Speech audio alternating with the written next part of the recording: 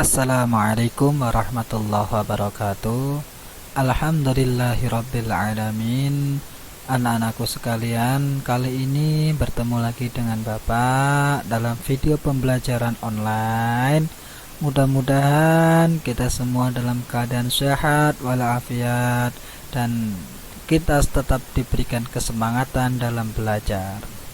Oke anak-anakku sekalian, untuk kelas 5, kali ini kita akan belajar tentang materi fikih pelajaran 3 tentang berkurban. Anak-anakku sekalian, pengertian kurban berasal dari bahasa Arab qoroba yang artinya dekat. Sedangkan menurut istilah, kurban adalah beribadah kepada Allah dengan cara menyembelih hewan tertentu pada hari raya haji dan hari raya tasyrik pada tanggal 11, 12, dan 13 Zulhijjah yang diniatkan semata-mata untuk mendekatkan diri kepada Allah Subhanahu wa Ta'ala. Kalau kita lihat sekilas bahwasanya kurban dalam sejarah umat Islam merupakan ibadah yang dimulai pada masa Nabi Ibrahim alaihissalam. Mulanya, Ibrahim bermimpi diperintahkan untuk menyembelih puteranya, yaitu Ismail alaihissalam. Pada mimpi yang pertama, ia tidak yakin kalau mimpinya itu benar-benar datang dan sebagai wahyu dari Allah Subhanahu wa Ta'ala. Ia yakin mimpi itu bisikan setan. Ibrahim baru benar-benar yakin pada mimpi yang ketiga. Ia yakin betul apa yang ada dalam mimpinya itu merupakan perintah dari Allah Subhanahu wa Ta'ala sebagai sebuah wahyu yang turun yang harus dilaksanakan. Pada suatu hari, Nabi Ibrahim alaihissalam ini menyembelih kurban fi sabilillah di jalan Allah berupa 1000 ekor domba, 300 ekor sapi, dan 100 ekor unta. Banyak orang mengagumi termasuk para malaikat yang terkagum-kagum atas kurbannya. Kurban sejumlah itu bagiku belum apa-apa. Demi Allah, seandainya aku memiliki anak laki-laki, pasti akan aku sembelih karena Allah dan aku berkurban kepadanya, kata Nabi Ibrahim alaihissalam sebagai ungkapan sebab Sarah istri Nabi Ibrahim belum juga mengandung. Suatu ketika Sarah menyarankan Ibrahim agar menikahi Hajar, budaknya yang hitam kelam yang diperoleh dari Mesir. Ketika berada di daerah Baitul Maqdis, beliau berdoa kepada Allah Subhanahu wa Ta'ala agar dikaruniai seorang anak. Doa beliau pun dikabulkan oleh Allah Subhanahu wa Ta'ala. Ada yang mengatakan saat itu usia Ibrahim mencapai 99 tahun. Dan karena demikian lamanya, maka anak itu diberi nama Ismail yang artinya Allah telah mendengar, sebagai ungkapan kegembiraan karena akhirnya memiliki seorang anak. Seolah Ibrahim berseru, Allah mendengar doaku. Ketika usia Ismail menginjak kira-kira 7 tahun, ada pula yang berpendapat 13 tahun. Pada malam Tarwiyah hari ke-8 di bulan Zulhijjah, Nabi Ibrahim alaihissalam bermimpi berupa seruan, "Hai Ibrahim, penuhilah nazarmu." Dalam hal ini nazar adalah janji. Pagi harinya, beliau pun berpikir dan merenungkan arti mimpinya semalam. Apakah mimpi itu benar-benar datang dari Allah atau dari setan? Dari sinilah kemudian tanggal 8 Zulhijjah disebut sebagai hari Tarwiyah, artinya berpikir atau merenung. Kemudian pada malam ke-9 Zulhijjah beliau bermimpi sama dengan sebelumnya. Dan pagi harinya beliau tahu dengan yakin mimpinya itu berasal dari Allah Subhanahu wa Ta'ala. Dari sinilah hari ke-9 Zulhijjah disebut dengan hari Arafah yang artinya mengetahui. Dan bertepatan pula waktu itu beliau sedang berada di tanah Arafah. Malam berikutnya beliau bermimpi lagi dengan mimpi yang serupa atau yang sama. Keesokan harinya melaksanakan nazar itu, karena itulah hari tersebut dinamakan hari penyembelihan kurban atau Yaumun Nahar. Nah, itu sekilas tentang gambaran kurban, arti dari kurban baik menurut bahasa maupun menurut istilah, serta asal mula diadakannya kurban. Berikutnya, hukum berkurban. Hukum berkurban adalah sunnah muakkad atau sunnah yang mendekati wajib atau dianjurkan bagi mereka yang memenuhi syarat-syarat. Hukum berkurban bisa berubah menjadi wajib. Sebab-sebab berikut. Yang pertama, bernazar. Nazar ini adalah sebuah janji. Kemudian yang kedua, jika ia telah mengatakan ketika membeli hewan dengan perumpamaan perkataan ini adalah hewan udhiyah atau hewan kurban, atau dengan perkataan yang bermakna sama. Jadi ketika kita membeli hewan, kita berbicara ini adalah hewan kurban atau ini akan saya jadikan kurban. Ini sama. Ini akan menjadi sebuah kewajiban, bukan lagi sunnah dalam melaksanakan berkurban. Berikutnya syarat-syarat berkurban. Yang pertama, Islam. Jelas, orang yang berkorban harus orang Islam. Kalau orang selain Islam, maka dia nggak akan ada kurban. Kemudian yang kedua, baligh dan berakal.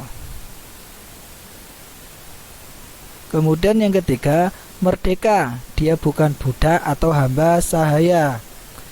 Dan yang keempat, mampu untuk berkurban. Ini syarat-syarat berkurban. Jadi yang pertama Islam, yang kedua baligh dan berakal. Artinya dia berakal. Kalau orang gila nggak mungkin korban ya. Yang ketiga merdeka, bukan budak atau hamba sahaya. Dan yang keempat mampu untuk berkurban. Kemudian ukuran mampu berkurban itu seperti apa sih Pak? Ukuran mampu berkurban pada hakikatnya sama dengan kemampuan seseorang hamba mengeluarkan sedekah, yakni mempunyai kelebihan harta setelah terpenuhinya semua kebutuhan pokok seperti sandang, pangan, dan papan, serta kebutuhan penyempurnaan yang umum bagi seseorang. Ini ukuran mampu orang yang berkurban. Sesuai dengan hadis Nabi, umirtu bin nahri walaisa biwabib. Aku disuruh menyembelih kurban, tetapi bukan merupakan suatu kewajiban. Waktu penyembelihan kurban. Jadi, penyembelihan hewan kurban ditentukan pada tanggal 10, 11, 12, dan 13 Zulhijjah. Pelaksanaannya dimulai pada tanggal 10 Zulhijjah setelah sholat Idul Adha dan berakhir pada tanggal 13 sebelum matahari terbenam. Jadi penyembelihan hewan kurban ini dilakukan pada tanggal 10 setelah sholat Idul Adha dan berakhir di tanggal 13 sebelum matahari terbenam. Jadi ada 4 hari. Tempat pelaksanaan penyembelihan kurban. Tempat yang paling utama untuk berkurban adalah tempat yang paling dekat dengan tempat dilaksanakannya sholat Idul Adha. Namun, diperbolehkan penyembelihan di rumah atau di tempat yang sudah ditentukan. Yang paling baik itu di tempat yang paling dekat dilaksanakannya sholat Idul Adha. Akan tetapi, tidak dilarang ketika mau menyembelih di rumah ataupun di tempat yang sudah disediakan seperti tempat penyembelihan dan lain-lain. Jenis hewan yang diperbolehkan untuk berkurban. Jenis-jenis hewan yang diperbolehkan untuk berkurban di sini ada unta, ada sapi, ada kambing, dan ada domba. Jadi jenis hewan yang diperbolehkan untuk berkurban itu unta, sapi atau kerbau, kambing atau domba. Ini yang boleh untuk berkurban atau yang boleh dijadikan sebagai hewan kurban. Dalam bahasa Arab, kata bahimatul an'am atau binatang ternak hanya mencakup unta, sapi, dan kambing atau domba, bukan yang lain. Jadi untuk ayam, itik, dia tidak termasuk ke dalam binatang ternak dalam bahasa Arab. Adapun kerbau disamakan dengan sapi. Seekor kambing atau domba kurban untuk 1 orang, dan seekor sapi, unta atau kerbau untuk 7 orang. Jadi kalau seekor kambing atau domba itu korbannya hanya untuk 1 orang. Akan tetapi jika seekor sapi atau unta atau kerbau ini dihitung untuk 7 orang. Kondisi hewan kurban. Kondisi hewan kurban itu harus dalam keadaan sehat atau tidak sakit. Kemudian tidak cacat, cukup umur, dan gemuk. Jadi kondisi hewan kurban ini emang harus benar-benar sehat, tidak sakit, tidak cacat, cukup umur, dan gemuk. Cukup umur yang ditentukan dalam dan patut dijadikan kurban yaitu yang pertama, kambing umurnya 1 tahun, masuk tahun kedua disebut dengan daknun. Jadi kambing ini umurnya 1 tahun, masuk di tahun kedua yang disebut dengan daknun. Kemudian kambing Jawa umur 2 tahun, masuk tahun ketiga disebut makzum. Jadi kambing Jawa umur 2 tahun, masuk tahun ketiga disebut makzum. Yang ketiga, kerbau atau sapi umur 2 tahun, masuk tahun ketiga yang dinamakan bakorun atau jamasun. Dan yang keempat, unta cukup berumur 5 tahun, masuk tahun ke-6 disebut ibilun. Jadi ada 4 ketentuan. Kambing itu 1 tahun, masuk ke umur 2 tahun sudah boleh buat korban. Kalau kambing Jawa umur 2 tahun, masuk di tahun ketiga, ini boleh buat korban.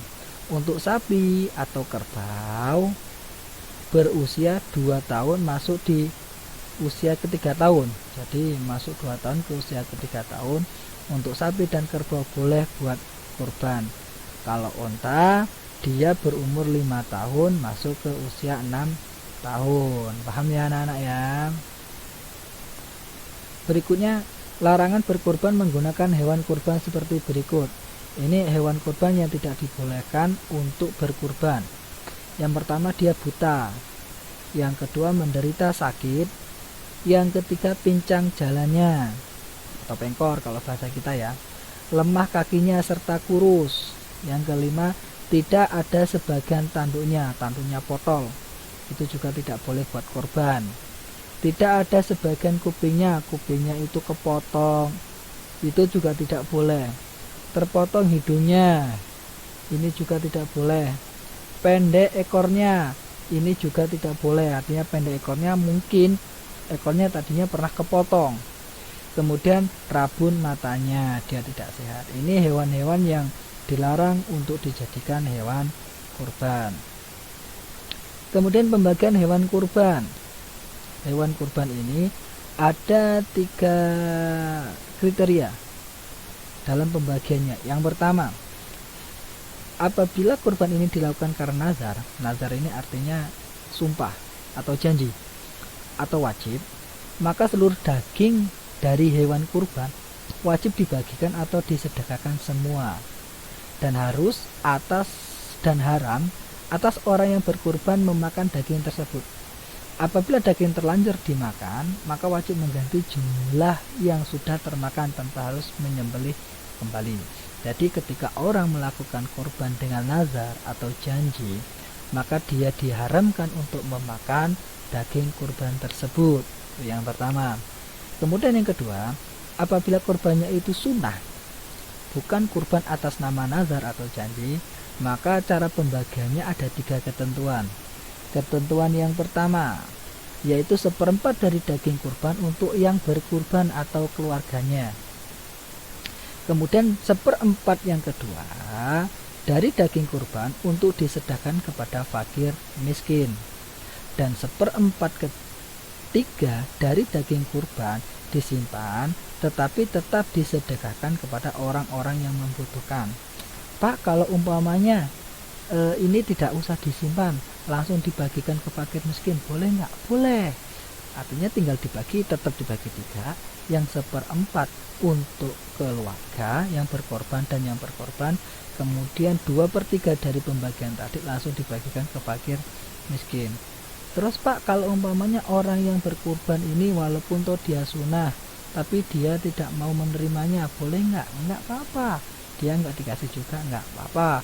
Artinya gini, artinya kalau di sini mau dikasih boleh karena emang diperbolehkan. Akan tetapi ketika orang yang berkorban ini tidak mau dikasih untuk disedekahkan, itu sudah beda, artinya tidak apa-apa. Jika berkorban merupakan wasiat, maka tidak boleh dimakan oleh orang yang membuat korban untuknya dan tidak boleh dibagikan kepada mereka yang kaya atau mereka yang tidak berhak. Jadi pembagian hewan kurban itu ada 3. Ketika dia dilakukan secara nazar, maka orang yang berkorban itu dilarang memakan daging kurban. Kemudian yang kedua, jika dia sunnah, artinya dia boleh memakan daging kurban itu karena emang ada bagian dari 1/3 jumlah daging kurban. Dan yang ketiga, jika korban merupakan wasiat, maka orang yang melaksanakan wasiat itu juga tidak boleh memakan daging kurban dan tidak boleh dibagikan kepada orang yang kaya ataupun orang yang tidak berhak. Tata cara melaksanakan kurban. Bagaimana sih caranya melaksanakan kurban? Yang pertama, hewan kurban dibaringkan ke sebelah rusuknya yang kiri dengan posisi muka menghadap ke arah kiblat sambil membaca Rabbana taqabbal minna innaka antas samiul alim, yang artinya, ya Tuhan kami, terimalah kiranya kurban kami ini, sesungguhnya engkau maha mendengar lagi maha mengetahui. Kemudian yang kedua, orang yang menyembelih meletakkan kaki yang sebelah di atas leher hewan agar hewan itu tidak bergerak-gerak kepalanya dan meronta.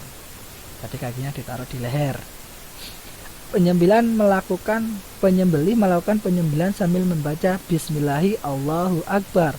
Dapat juga ditambah dengan sholawat kepada Nabi Muhammad SAW. Kemudian orang yang menyaksikan juga turut membaca Allahu Akbar ketika pemotongan. Kemudian penyembelihan membaca doa qabul supaya kurban diterima oleh Allah, yaitu Allahumma minka wa ilaika taqabbal min. Sebutkan nama orang yang berkurban. Artinya, ya Allah, ini adalah darimu dan akan kembali kepadamu. Ya Allah, terimalah dari nama orang yang berkorban disebutkan. Ini tata cara melaksanakan kurban. Kemudian sunah-sunah saat penyembelihan. Yang pertama, membaca basmalah. Kemudian yang kedua, membaca sholawat. Ini sunahnya. Yang ketiga, membaca takbir. Takbir itu apa? Allahu Akbar. Itu takbir. Orang yang berkurban memotong sendiri hewan kurbannya. Ini sunahnya. Kalau tidak bisa, boleh diwakilkan ke orang lain. Kaki penyembelih ditumpangkan di leher binatang kurban. Tadi yang disebutkan di depan, cara-cara memotong hewan kurban agar hewan kurban ini tidak meronta. Saat menyembelih menghadap ke kiblat. Jadi menghadap ke kiblat itu sunahnya. Ketika menyembelih membaca doa sebagaimana dilakukan Rasulullah.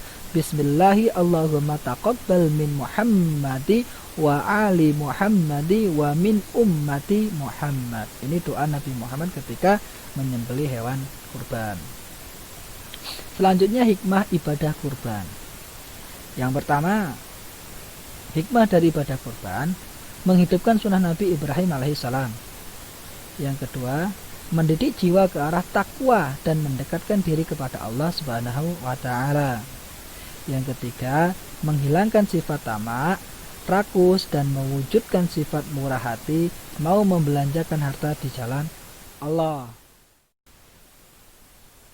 Berikutnya, menghapus dosa dan mengharap keridhaan dari Allah. Menjalin hubungan kasih sayang sesama manusia, terutama antara golongan berada dengan golongan yang kurang beruntung.